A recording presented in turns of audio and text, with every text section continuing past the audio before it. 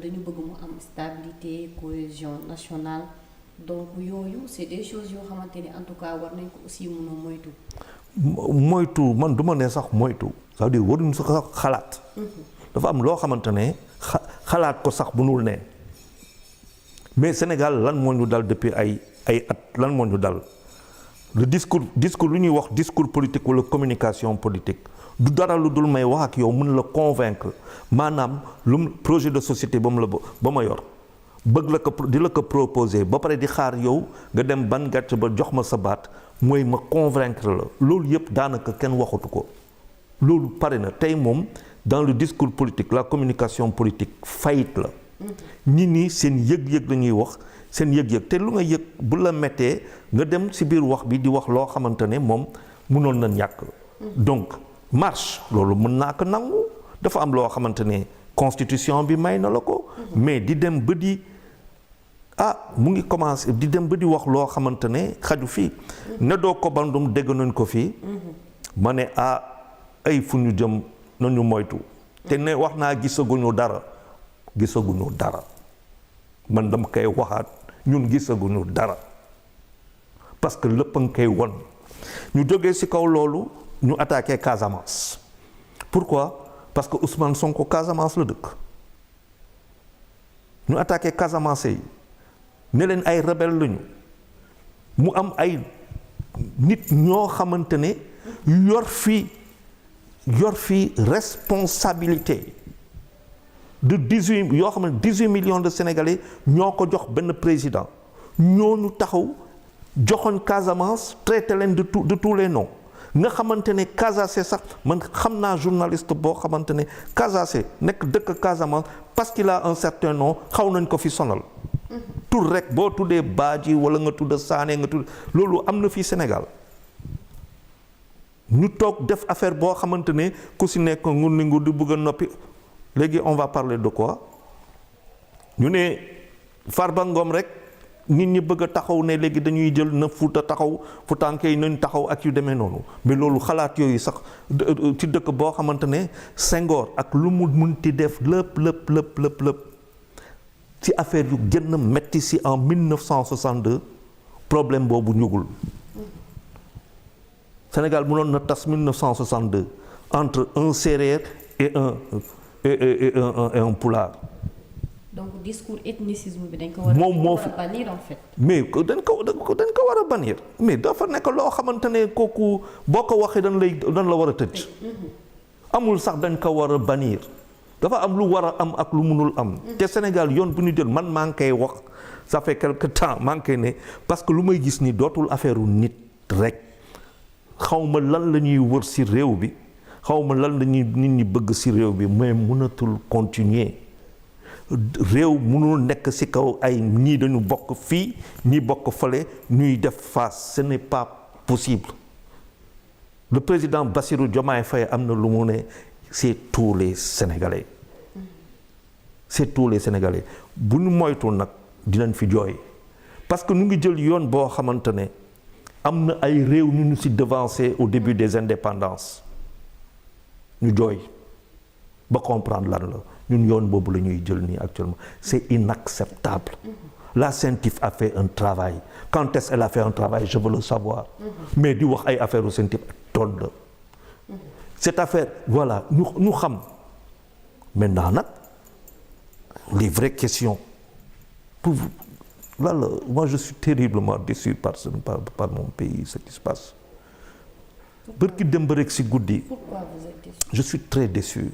Je m'attendais à tout sauf à ça parce que dans tout j'estime qu'il faut mettre de l'intelligence bërki démb rek dañu fekk benn hôtel qui a un rayonnement international ay nit ñëw foofu ay bandits ñëw attaqué ko ban publicité lay def suñu réew hôtel boobu comment va-t-il se battre pour garder tout son potentiel touristique ñu fa doon ñëw du doy waar la taxaw ñu kenn taxaw defuñu fi émission spéciale defuñu fi que pour taxaw rek ñu xam que Sénégal yoon bu muy dem nii Sénégal pays pétrolier pays gazier xaalis dina ñëw réew boo xamante ne dafa neex nit ñi di ko xool donc forme banditisme bu ñuy am désormais day gën a sophistiqué gën a gaaw avec des armes peut-être que nos policiers n'ont pas avec peut-être des systèmes lu mu tudd dans la cybernétique wala police autant pour moi lu mu tudd si wàllu digital ak yu demee noonu waaw nga xam ne ñun ñu war a nekk à niveau pour ñu xam suba ban type bandit moo ñuy xaar Sénégal pour ñu war a avancer war a mën a prévenir pour pouvoir faire face on ne parle pas de ça on perd du temps sur ces questions-là alors que notre image tey tu te lèves dans tous les journaux télévisés tu vas en Allemagne et tout ça parce que des Allemands viennent à Rio Baobab parce que tout ça ñi di toog un hôtel a été attaqué xam nga loolu ban image la ñuy dox et nous bon écoute on est dans nos discussions mais je veux dire je suis vraiment déçu de ça quoi je suis vraiment déçu alors on va dire mais Farba il n'a qu'à les répondre maintenant est-ce que c'est au-delà de Farba qui on vise mais on va le savoir est-ce que c'est un Tahirou Sarr loo xamante ne dañ koy viser parce qu'on estime qu'il est trop riche lu mu def mais encore faut-il prouver que lu mu def c'est illégal et ça ce n'est pas dit il y a trop de choses qui aujourd'hui c'est-à-dire les Sénégalais sont fatigués ñun dañu sonn suñu business doxul suñu dara doxul et on est en train de développer la haine et on regarde ça ñuy ne dañ ko war a def waruñu ko def mais on est où là on va où comme ça la justice fait son travail il fait son travail c'est Farba il va falloir qu'on prouve qu'il a tort ou quoi je sais pas moi mais il faut pas qu'on dise bon parce qu'il y a ça il faut que nous on se mette là-bas fractionner le Sénégal balkanisation du Sénégal le sud le nord et puis non quand même c'est et la presse et nous sommes là à entretenir ce débat là c'est irresponsable. Effectivement. Alors, peut-on parler d'une comparaison par rapport au pôle judiciaire financier par rapport à la CREI? Parce que peut-être il y a un débat qui s'est soulevé par rapport à ça, comme le cas de l'ex-juge Ibrahima Hamidou Dème. Est-ce pertinent de comparer? Moi, je crois que un problème mu CREI mooy ñu mu doon bu la joxonoon ba jàpp la amoo benn possibilité yow recourir à beneen cour bu la condamné pare nga.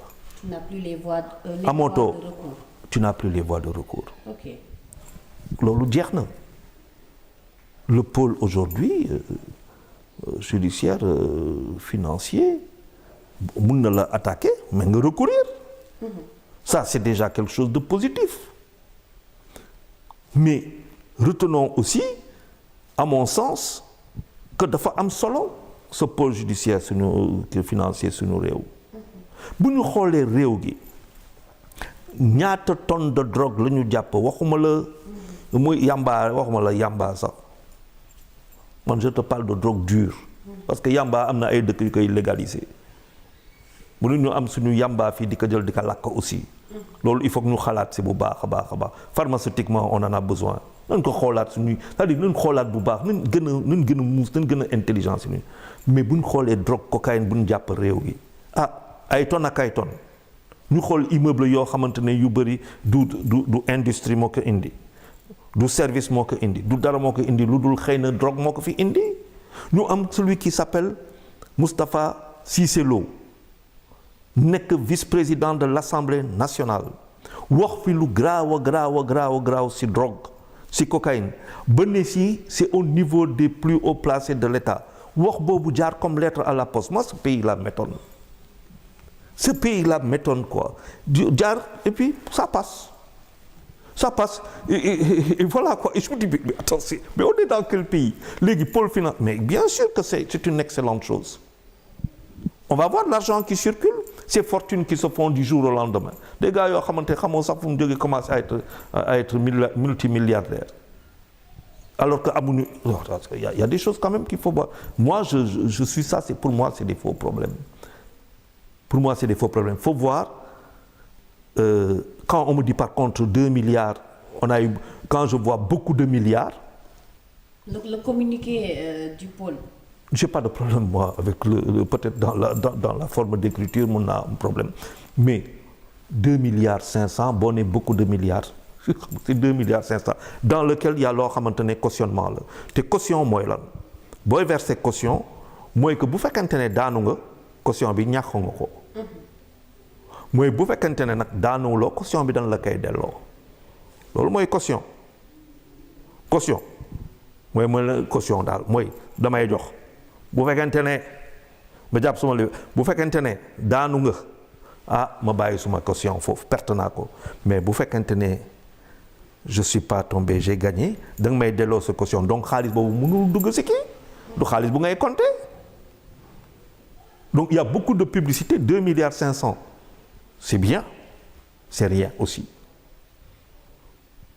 c'est bien mais c'est aussi rien du tout dans le truc par contre si wàllu publicité lu baax la parce que day won que réew bi jalgati caaxaane xaalisu askan wi xaalisu état xaalisu askan wi dootul yombati noonu ça fait une belle publicité mais il faut dire les choses telles qu'elles sont si cautionnement ñaata la 2 milliards 500 cautionnement c'est tant ñu xam état lan mooy dem trésor lan lay mën a téye. ak si xaalis boobu ban voie lañ koy jaarale pour mun a duggaat ci biir budget bi.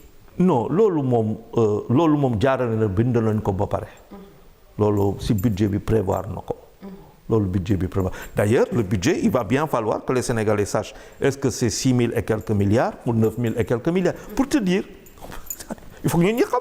Okay. On a 6 000 et quelques milliards de budget ou 9 000 et quelques milliards de budget. C'est-à-dire ba damay toog bay di mais xaw ma peut-être que c'est aussi te ñun journalistes yi tey wax dëgg yàlla ñu ngi dund ay lu metti ba nga xamante ne suñu liggéey sax daanaka am na lu si def mais les vraies questions ne sont pas posées dans ce pays. Bon naturellement tout est émotion Senghor waxoon na ko. L'émotion est nègre. ñun kay émotion la ñuy demal rek bëgg a yàq suñu réew. Mais est-ce que à ce rythme-là Sénégal duñu ragal mu dugg ci liste Gafi bi. Comment ça? Non, attention. Sénégal génn na ci liste Gafi. Non, je sais, mais dama ne à ce rythme-là. lu muy duggee liste non moom kay Sénégal moom. génn na liste Gafi. nit ñi n'ont pas fait attention waa Gafi août la ñu ñëw Sénégal. daje avec le ministre Diba monsieur Diba ñu daje ak moom finance waxtaan ak moom août. bu ñu waxee ak moom août 26 septembre premier ministre toog wax ak sénégalais yi conférence de presse première conférence de presse woo ñu ñëw toog maa ngi fa woon mu ne Sénégal mu ne ñu réew bi nit ñi dañ fi doon càkkaay di maquiller chiffres yi ne carnage organisé ñu jóge foofu. Je passe sur certains points. Le 17 octobre, on met en place pôle bi. On est d'accord? Le 24 octobre, le Sénégal sort du Gafi, de la liste grise du Gafi. kooku c'est une excellente nouvelle pour le Sénégal. publicité bu neex la pour le Sénégal pourtant ñu ngi ci ay jafe-jafe financier. Sénégal gën a seen.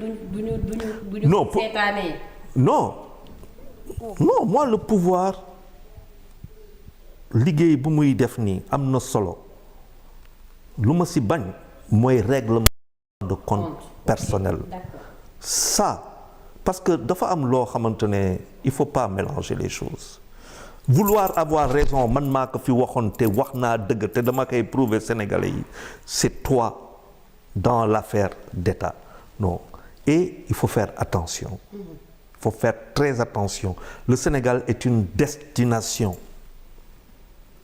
te gis nga pétrole la ngi ñëw. pétrole ñu koy def gaz a ngi fi.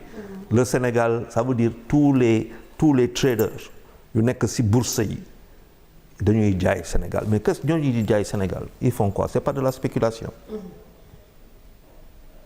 Maintenant on va avoir par exemple du mal dans le trading concernant la bourse concernant le tourisme il va falloir que très rapidement, voilà là où l'État du Sénégal a un énorme chantier, là où le tourisme, là nous avons, parce qu'il faut très vite que nous fassions, que nous montrions maanaam won askan wi won adduna bi que Sénégal est une destination fiable. te que lii am na mais dootul fi amati parce que la mise en place c'est là qu'on est attendu mais qu'est-ce que vont faire aujourd'hui ceux qui te vendent les destinations touristiques? C'est quoi? C'est du trading, hein? Donc il faut faire en sorte que bu ñu def ba nga xamante ne traders yi ñi nga xam ne dañuy spéculer parce que spéculation dafa baax ci réew ne Sénégal moom jaratul ñu fay dem parce que loolu tam boo amee mooy qu'on est fini.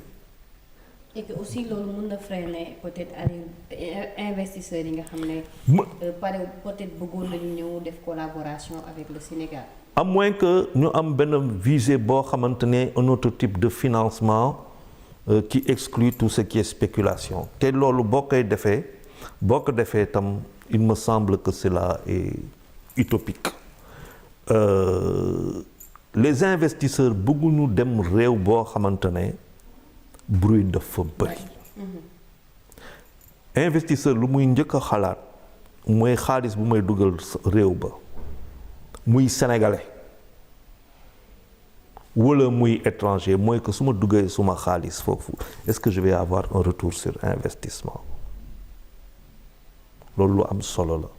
après dina toog xool loi yu nekk ci dëkk ba faw ma xam ko doo dugal sa xaalis ci réew boo xamante ne xamoo loi mais loi boo ko xamee c'est comme dama koy wax assez souvent loi boo ko xamee c'est comme football joueur professionnel football buy football il joue à la limite de la faute jouer à la limite de la faute ce n'est pas la faute maanaam arbitre bi du siffler parce que tu étais à la limite de la faute arbitre bi day siffler parce que tu as fait une faute donc pour l'homme d'affaires qui va venir au Sénégal il connaît les lois il va jouer à la limite de la loi donc dina jéem a def loo xamante ne pour mu jël le maximum téye ko loolu c'est inévitable c'est-à-dire société buy avancer société même xanaa nga nekk capitalisme d'État mooy que il n'y a plus d'initiative privée c'est toi qui pourvois aux emplois c'est toi qui as toutes les sociétés tu es le seul comment dire tu as le monopole tu as le monopole des affaires xanaa bon bu dee yoon boobu le Sénégal jël tam il faut que ñu wax ñu ko mais tu ne peux pas empêcher à des gens de spéculer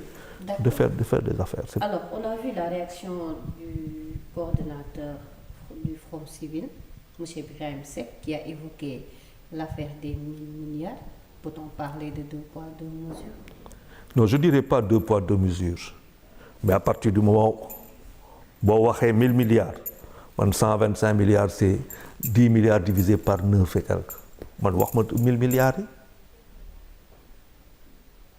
1 000 milliards. C'est le Premier ministre qui en a parlé. Hein. Du yow du man du keneen c'est le Premier ministre. Nan noonu wax ci 1 000 milliards yi. D'accord. Ah oui. Et de ce point de vue, non. En un compte, waxuñu une affaire de 1 000 milliards. On a des 1 000 milliards dans un compte. loolu laa dégg de wala du loolu. Est-ce que l'enquête est prête aussi? ñu ngi ci enquête. mais nañ ñu ko wax. D'accord. nañ ñu ko wax de toute façon une enquête a été lancée le Premier ministre avait annoncé que mais c'est comme on nous dit bon je pense que les enquêtes ont commencé depuis le Gafi en tout cas pour revenir au Gafi la chance pour que Sénégal delloo dans liste bi non chance pour que Sénégal delloo ci liste bi non xanaa peut-être après ñii mais du léegi daal. kon donc on est sauvé donc mën nañu wax loolu. Alors fi ma bëgg ñu taxaw ko tuuti mooy le tandem Diomaye Sonko bientôt léegi ñu am 1 an